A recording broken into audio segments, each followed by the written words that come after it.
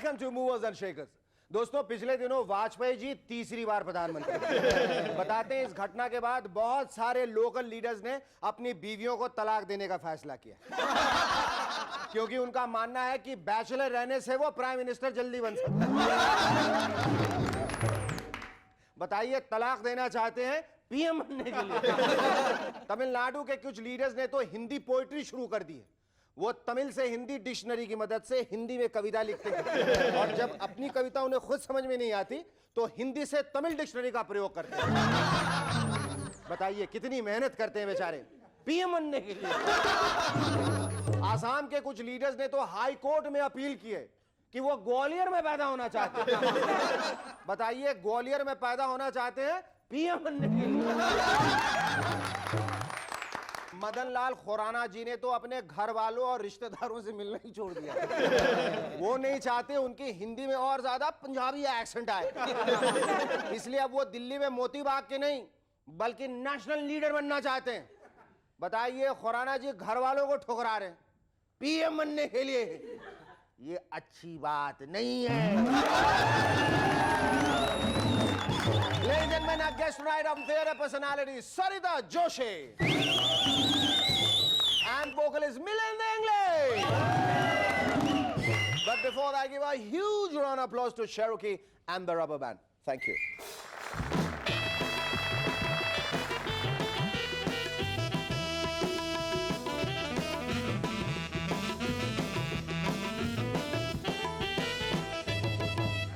इस बार वाजपेयी जी की मिनिस्ट्री में 74 मिनिस्टर्स, 74।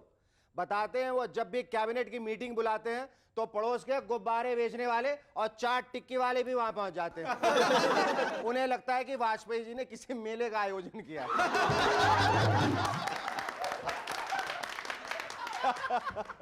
यूनियन मिनिस्टर्स को आजकल परेशानी हो गई है कि अपने जूनियर्स यानी मिनिस्टर्स ऑफ स्टेट को क्या कहा। सही बात है भाई, जब खुद काम समझने में 6 महीने लगते हैं तो जूनियर्स को क्या सिखाएंगे। एनीवे, ममता बनर्जी को एक बार फिर रेलवे मिनिस्ट्री मिल गई। चलिए अच्छा है, अब ट्रेन में धक्का मुक्की और मारा पीटी करने वालों को स्पेशल कंसेशन तो मिला करेगा। पिछले दिनों हरियाणा के रोहतक जेल से 4 कैदी जेल की ग्रिल को काट के भागे। बताते हैं जेल में एक नया टीवी सेट आया था और 10:10 पर जब सोनी टीवी लगाया गया तो वो ग्रिल काट के भाग निकले। सोचा होगा घर जाके आराम से बीवी बच्चों के साथ मूवर्स एंड शेकर्स देखेंगे। अब मुझे यकीन हो गया है कि कोई भी शरीफ आदमी ये शो नहीं देखता। पिछले दिनों हमारे एक पड़ोसी देश में मिलिट्री रूल लग गया। मतलब पहले वहां के रेडियो पर फौजी भाइयों के फरमाइशी गाने सुनाए जाते थे। अब फौजी भाई रेडियो स्टेशन में जाकर माइक पकड़कर बगैर फरमाइश के जबरदस्ती गाना गाया करें। आजकल बाढ़ की वजह से फिलीपींस की कैपिटल मनीला का ट्रैफिक बिल्कुल अस्त व्यस्त हो गया। भाई बाढ़ आएगी तो ट्रैफिक का नुकसान तो होगा ही, लेकिन मेरी समझ में ये नहीं आता कि जब लोगों को मालूम चला कि बाढ़ आ गई है या आने वाली है तो गाड़ियां लेके घर से बाहर क्यों निकले। क्या वहां पर एक भी नाव या स्टीमर नहीं है? मेरे ख्याल से हो सकता है उन्हें बाढ़ या बारिश की खबर ही ना मिले। ये हो सकता है, और अगर ऐसा है तो जरूर वो दूरदर्शन के मौसम समाचार सुनते होंगे। कुछ दिनों से हमारे कई नेता अनाउंस कर रहे हैं कि वो गवर्नमेंट को डोर स्टेप्स पे लेकर आएंगे। ये बहुत ही खतरनाक स्टेप मालूम। मतलब फ्यूचर में हमारी सरकार आईएमएफ से लोन नहीं मांगेगी बल्कि हमारे घर घर आके लोन मांगेगी। सुना है इंडियन रेलवेज अपने किराए बढ़ाना चाहती। चलिए अच्छा है, इससे कम से कम रेल यात्रियों का स्टेटस हाई हो जाएगा। अब तक तो एयर पैसेंजर्स हवाई यात्रा के 2 महीने बाद तक अपने सूटकेसेस पर बैगेज टैग लगाकर घूमते हैं। प्लेन से गया था दिल्ली। फ्यूचर में रेल यात्री यात्रा के साल भर बाद भी फटे पुराने कपड़े पहन के घूमते रहेंगे। भाई पिछले साल ट्रेन से यात्रा की थी, कपड़े फड़वाने की सुविधा सिर्फ वहीं उपलब्ध है। कुछ सालों बाद तो ट्रेन से किराए इतने बढ़ जाएंगे कि बुढ़े आदमी और औरत रेलवे स्टेशन के बाहर खड़े हुआ करेंगे। वो ऐसे नौजवान को ढूंढा करेंगे जो ट्रेन से यात्रा करता हो ताकि अपनी बेटी की शादी उससे करा सके। ऑस्ट्रेलियन कस्टम ऑफिशियल्स ने पिछले दिनों 30 सांपों को पकड़ा। उन्हें खिलौनों में छिपाकर ब्रिटेन से स्मगल किया जा रहा है। बताते हैं पकड़े जाने पे आधे से ज्यादा सांप सो रही है। भाई उन्हें जेट लैग हो गया था। काफी अंग्रेज किस्म के सांप थे, नाश्ते में बटर टोस्ट मांग रहे थे। लेकिन जब उन्हें गुस्सा आया तो वो अपना फन नहीं उठा पाए। Not the very funny word. बताते हैं ब्रिटेन में रहते रहते उनके अपर लिप बहुत स्टिफ हो गए। वियतनाम में एक बुढ़ी औरत है जो पिछले 32 सालों से सो ही नहीं है। हम लोग तो सिर्फ 2 साल से नहीं सोए जब से मूवर्स एंड शेकर्स शुरू हुआ ईमान से, लेकिन वो बुढ़िया 32 सालों से नहीं सोई है। मेरे ख्याल से वहां के लोगों को चेक करना चाहिए कि वो औरत ही है ना, कोई प्रेत आत्मा तो नहीं। उन मैडम का कहना है कि वो इतने सालों से इसीलिए नहीं सोई क्योंकि उन्हें डर है कि कोई उनके घर में आके चोरी डकैती ना कर दे। बताइए कितना डिफरेंस है वियतनाम और बिहार में। बिहार में तो कुछ ऐसे लोग हैं जो पिछले 32 सालों से लगातार सो रहे हैं। पूछिए तो कहते हैं शेखर भाई कोई हमें लूटने भी आ गया तो क्या लूटेगा, हमारे पास तो कुछ है ही नहीं, सब कुछ तो शिल्पा शेट्टी लूट के लेगा।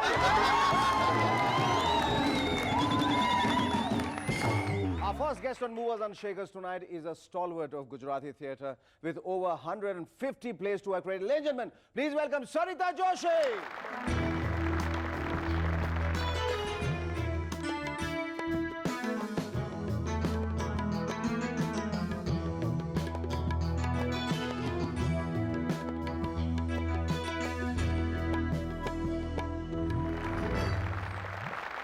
सरिता जी, हमारे लिए बड़े सम्मान की बात है जो आज आप हमारे शो में आए मूवर्स एंड शेकर्स में। हम ये जानना चाहते हैं कि आप महाराष्ट्रन होने के बावजूद गुजराती थिएटर की स्तंभ कैसे हैं? बचपन में जब मैं बड़ौदा गुजरात में रहती थी, ट्रेडिशनल थिएटर आते थे वहाँ। ट्रेडिशनल थिएटर यानी वो गाना, म्यूजिक, संगीत साथ में। उस जमाने के शांता आप्टे, रानी प्रेमलता, ये सब आर्टिस्ट होते थे। तो मैं वहां से बाल कलाकार बेबी इंदू बेबी इंदू वैसे थिएटर में शामिल हो गई। फिर धीरे धीरे लैंग्वेज भी आने लगी और फिर गुजरात में ही बड़ी हुई। महाराष्ट्र में भी आई तो गुजराती प्ले में ही आई। अब तक आपने कोई 150 प्ले किए हैं और हर प्ले के कोई 200 से ज्यादा शोज हुए। मतलब अगर कैलकुलेट करने जाएं तो कम से कम 5 एपिसोड तो इधर निकल जाएंगे। नहीं। और मेरे ख्याल से अगर Guinness book of world record के ऊपर भी कोई किताब हो तो उसमें आपका नाम दर्ज होना चाहिए। इतने सारे प्लेज और इतने सक्सेसफुल प्लेज, इतना बड़ा नाम, कैसे आपने इन सब चीजों से कैसे डील कैसे किया? बचपन से करते थे ना शेखर जी। यानी ट्रेडिशनल थिएटर में तो रोज प्ले होते हैं। बरस के ज्यादा से ज्यादा 2 परफॉर्मेंस, संडे, सैटरडे, बुधवार तो ये होता है। और ईश्वर की मेरे पर मेहरबानी, जो आप समझो, मैं तो समझती हूँ कि ईश्वर की मेहरबानी और प्रेक्षक मेरा। बिल्कुल बिल्कुल बिल्कुल। आपका जो प्ले है संतू रंगीली, मैंने सुना है कोई 9 साल 10 साल चली है, उसके हजारों शोज हुए। अब तक लोग आपसे ये फरमाइश करते हैं कि उसके बारे में हमें कुछ बताइए, कुछ सुनाइए। हम भी चाहेंगे कि आप हमें संतू रंगीली के बारे में कुछ बताएं। Based on Pygmalion, Bernard Shaw का जो प्ले था जिस पर फिल्म बनी थी माय फेयर लेडी, जिसमें आपने एलिजा डूलिटल का रोल किया। मैंने थिएटर यानी पिग्मेलियन नाटक था पहले। तो लैंग्वेज हम लोगों ने जाम खंबालिया की रखी थी। वो जो गांव की आती ना, जरा जारवीने हालो मनोज कुमार बोल्यान शोरी मारा फूलनो घाट काढीने कोईनु कहीने वांदरा मुआ गालियां। बहुत हाँ। और जब वो सुधर जाती है तो कविता श्रावण नित्र्यो सरवड़े, श्रावण नित्र्यो सरवड़े, कोई झीलो जी, कोई झीलो जी, पहला रेली चाला रूप हो, कोई झीलो जी, कोई झीलो जी। बहुत। लेकिन इस प्ले में एक खासियत ये थी, सीखने का था। और जब मैं वो प्ले करती थी तो मुझे ऐसा लगता था सरिता, मैं इंदू, जो एक बचपन से ज्यादा पढ़ी पढ़ी लिखी नहीं थी, लेकिन थिएटर में जो मुझे सीखने मिलता ऐसे प्ले कर करके मैं सीख लेती। तो संतू ने मुझे ये सिखाया, आर्टिस्ट भी बनना, कैसे अच्छा आदमी भी बन सकता है और लैंग्वेज के प्रति प्यार, अपनी लैंग्वेज। सविता जी, हमें ये बताइए कि ये जो प्ले है आपका झलक, जिसमें आपकी प्रोफेशनल जिंदगी की एक झलक दिखाएगी, उसके बारे में हमको जानना चाहिए। मेरे थिएटर के साथ जुड़ी हुई अपनी खुद की ज़िंदगी पर मैंने थोड़ी थोड़ी बातें, ऐसी बातें जो मुझे अच्छी लगती थी, जैसे एक ट्रेडिशनल वो छोटे छोटे बच्चे होते हैं और ऐसे स्तुति करते हैं और एक्सप्रेशन नहीं होता, एकदम मेकअप बहुत गौड़ी, चपटे बाल और ऐसे लाल लाल गाल, और ऐसे फिर खड़े हो जाते, उसमें एक्सप्रेशन नहीं, और जो गाते एक तारसू बनाम एक तारसू ऐसे पूरे गाते रहते हैं। और ये सब चीजें बहुत मुझे अच्छी लगती थी बचपन में। ये जो आपका नया प्ले शुरू होने वाला है सखूबाई, ये कैसा प्ले है? इससे लेकर आप उत्साहित हैं बहुत? हाँ, इसलिए उत्साहित हूँ कि एक तो दो स्त्री हैं, नादरा जी भी स्त्री है, मैं भी स्त्री हूँ, दो औरतें मिलके एक सखूबाई को बना रही है, थिएटर में पेश कर रही है, और वो सोसाइटी दिखा रही है। हर जगह ऐसे दरवाजा खोल के धीरे से झांका जाए तो सखूबाई की आंखों से हम सब देख लेंगे। टेलीविजन में आपने दो जो प्ले किए हैं सीरीज, एक तो हसरतें जो कि बहुत पॉपुलर हुआ, और अब जो कर रही हैं एक महलो सपनों का, जो मैं कभी नहीं भूल सकता क्योंकि बिल्कुल मूवर्स एंड शेकर्स के बाद आता है। और इसीलिए मुझे भी मूवर्स और शेखर देखना पड़ता देखना है।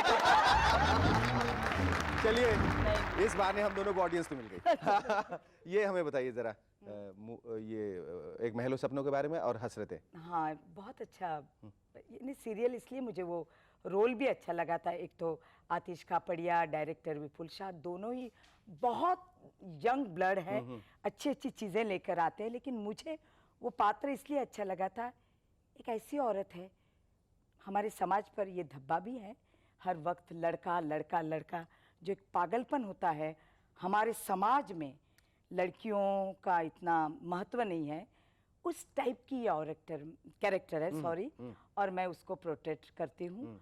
तो वो कैरेक्टर एक फैनेटिक औरत है। ये राम भी है, काम बहुत अच्छा करती है, लेकिन थोड़ी क्रैक है। क्या यहाँ काम वाले की जरूरत थी ना, इसलिए इसे लेके आई हूँ तेरे लिए। रामबी, ये रश्मि, इस घर की मालकन, जो बात करनी है वो कर लो। एक आखिरी सवाल, हालांकि मुझे ये सवाल करना नहीं चाहिए लेकिन मैं बाध्य हूँ, क्योंकि आप 60 के करीब हैं, लेकिन ये 60 की जो शुरुआत आपने किस तरफ से की, पहले नंबर से या 100 नंबर से? मुझे लगता है आप 40 के करीब लग रही हैं मुझे, या 30 के करीब लग रही हैं। मेरे ख्याल से आपका जन्मदिन जो है 100 से मनाना शुरू किया और पीछे की तरफ भाग रही हैं। इसके पीछे क्या राज है? सिर्फ काम, एक पॉजिटिव माइंड, प्यार काम और एक कॉन्फिडेंस अपने आप का, अपने आप पर, कि मैं सचमुच अच्छा काम कर रही हूँ, करूँगी, करती रहूँगी। बहुत खूब, बहुत खूब। और ये विश्वास जो है आपकी अपनी प्रतिभा पे, अपने आप पे, ये बना रहे। हमारा प्यार आपके प्रति बना रहे, आपका प्यार हम सबके प्रति बना रहे, ये इच्छा के साथ मैं दोबारा आपका धन्यवाद प्रकट करना चाहूँगा। Thank you so much, lovely talking to you. Our second guest on Movers and Shakers tonight is the talented singer behind the super successful music album Ye Hai Prem. He is now all set with his new album Rasia. Ladies and gentlemen, please welcome once again Milind English.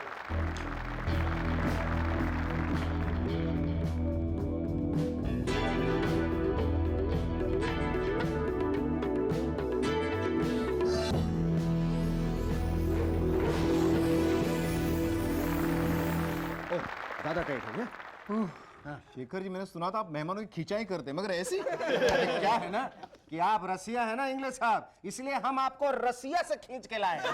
मैं ऐसा रसिया नहीं हूँ।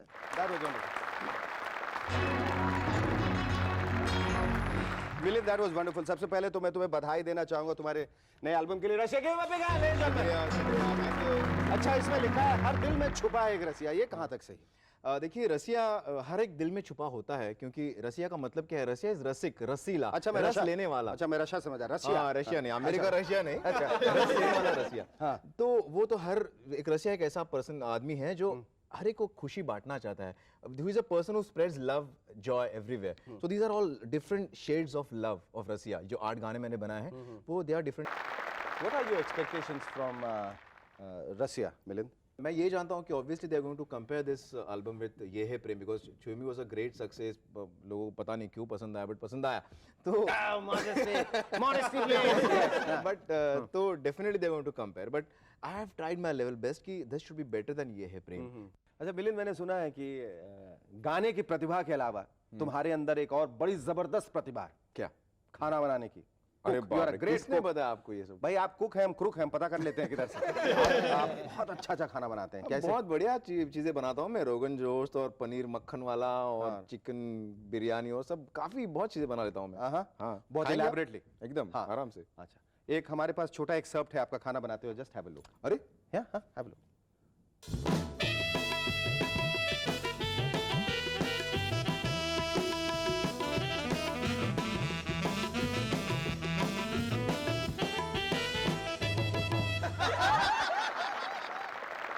नहीं, मिलिंद शर्माने की जरूरत नहीं, उधर देखने की जरूरत नहीं. भाई तुम बहुत अच्छे कुक हो. You are so meticulous, you so elaborate. I am completely floored by your culinary talents. मुबारक. मिलिंद, हम एक छोटा सा ब्रेक लेंगे, उसके बाद जानना चाहेंगे कि आप गजलों की दुनिया में आना चाहते थे. You wanted to start off as a ghazal singer and there is this competition you went to and that you won 1 lakh rupees.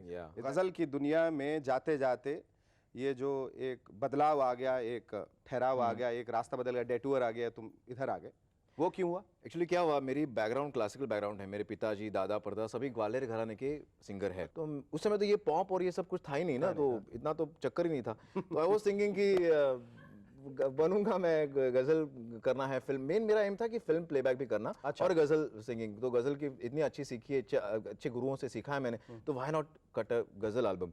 तो उतने में ही ये है प्रेम हो गया. अब ये बताओ कि प्लेबैक पे तुम्हारा तवज्जो क्यों नहीं रहा, ध्यान क्यों नहीं रहा अभी? प्लेबैक पे तवज्जो तो हमेशा रहा है, मगर पता नहीं मेरी तरफ से उतनी कोशिश शायद नहीं होती है, क्योंकि वो फिल्म इंडस्ट्री में जो कंपटीशन और पॉलिटिक्स है उससे शायद मैं compete नहीं कर पाता हूँ. Maybe I am very frank to you. तो शायद ये वजह हो सकती है. I don't know. पर तुम्हें लगता है कि you deserve नहीं, that? मैं एक ना एक दिन जरूर बनना. आई don't know that I deserve और नॉट, बट एक ना एक दिन मुझे जरूर बनना है. Film playback Ultimate singer. ख्वाहिश अल्टीमेट वही है. ख्वाब मेरा वही है. Definitely. Here's wishing you all the best for your new album and also for all the dreams you're dreaming about to become a playback singer. Thank you so much. It was lovely talking to you.